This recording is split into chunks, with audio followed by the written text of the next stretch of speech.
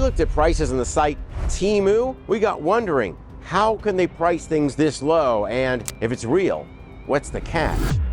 In recent months, you might have noticed a surge of ads flooding your screen, showcasing Temu, the Chinese e-commerce juggernaut that's shaking up the online shopping world.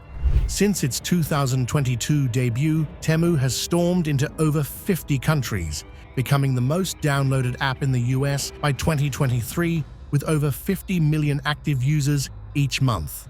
It's now the second most visited shopping site globally, with sales skyrocketing by more than 800% in early 2024. From relentless ads on Google, Facebook, and TikTok to eye-catching Super Bowl spots, Temu's strategy is clear. Ultra-low prices, like $20 shoes or an Apple Watch for the same price. Curious why this company is making waves? Stick around as we dive into the reasons behind its meteoric rise. Temu, the brainchild of Pinduoduo, now PDD, has stormed onto the e-commerce scene with a splash. PDD originally made waves by revolutionizing bulk purchasing of agricultural goods in China, connecting buyers with farmers in smaller cities during the COVID lockdowns. The model was a lifeline, keeping both local farmers and consumers connected when traditional supply chains faltered. Fast forward to Temu, and while it's a new face tailored for Western tastes and regulations, it's far from traditional.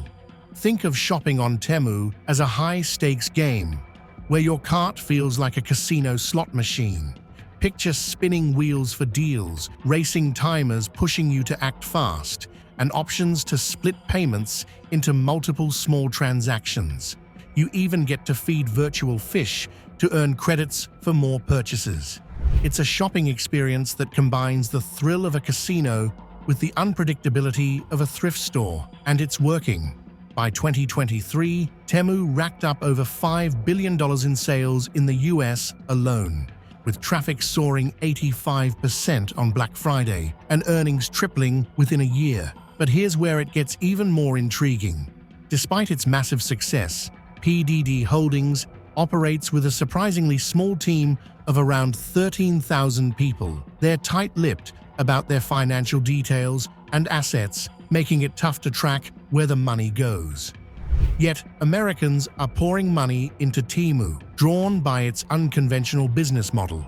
Instead of the typical supply chain, factory, warehouse, storefront, Temu skips the middleman and sells directly from factories. With over 100,000 suppliers and the world's largest manufacturing base at their disposal, Temu floods its platform with everything from cat toys to drill bits, making it a one-stop shop for nearly anything you can imagine. Temu offers a clever workaround. Instead of relying on complicated forecasts, they let manufacturers test the waters in real time. Take, for example, a toy manufacturer with 8 different designs for the Christmas season.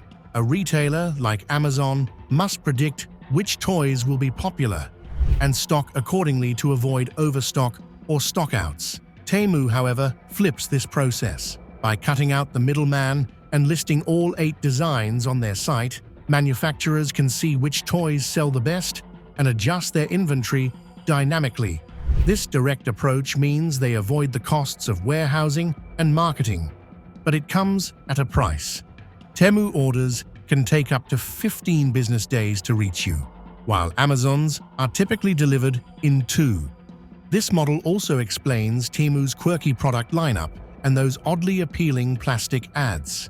It's all part of their strategy to test various products and see what resonates with buyers.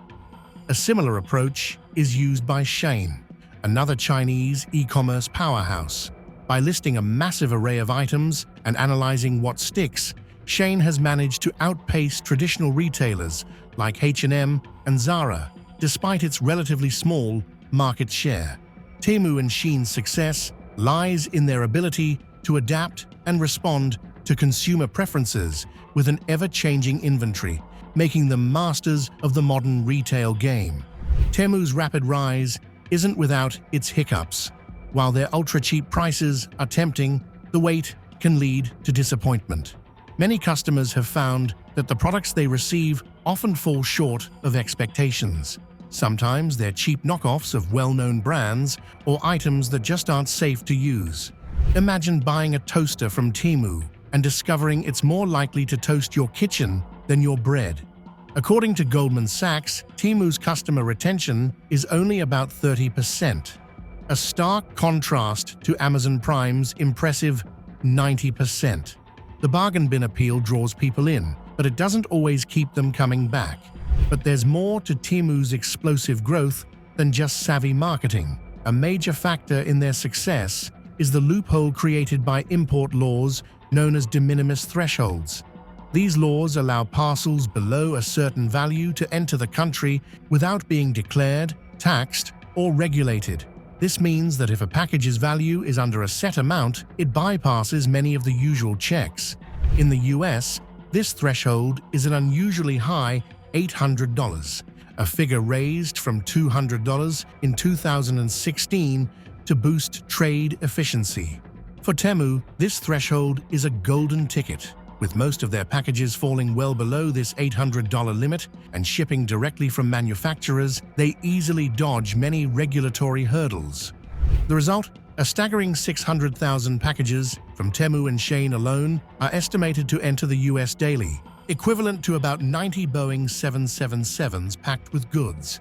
Moreover, the surge in cheap Chinese imports like Temu's trinkets isn't just reshaping retail. It's sending ripples through global industries and raising serious ethical concerns. First up, this influx is keeping oil demand soaring. The production of these low-cost items relies heavily on petrochemicals like polyester and propylene. China, already a giant in polyester production, has ramped up its output to the point where it could produce an extra 100 billion t-shirts each year. This surge in chemical production has led to higher oil demand, maintaining elevated prices. Without the petrochemical boost, global oil consumption would likely have dropped since 2019. Finally, the playing field is far from level. While American companies like Gap and H&M shell out millions in tariffs, Temu and Shein skate through without paying a cent. This imbalance stems from the de minimis threshold, which allows low-value imports to avoid tariffs and regulations. While Temu is operating within US laws, the lack of tariff payments puts American businesses at a significant disadvantage. This unfair advantage has sparked a push to lower the de minimis threshold to ensure fairer competition. Interestingly, in 2023, a bold proposal hit the US Senate: the import threshold for non-market economies from $800 to just $7. The goal? To crack down on countries like China, which, critics argue, unfairly subsidize their exports to slip products into the US at rock-bottom prices. This bill wasn't just a minor tweak, it was a direct shot across the bow in the escalating trade war between the two superpowers. By 2024, things heated up even more when legislation demanded ByteDance either sell TikTok to an American company or face a ban. This law also gave the president the power to target any foreign app deemed a threat, aiming to safeguard American interests. What do you think? Share your thoughts in the comments below. If you enjoyed this video, like, subscribe, and hit the bell icon so you never miss our next adventure. Thanks for watching.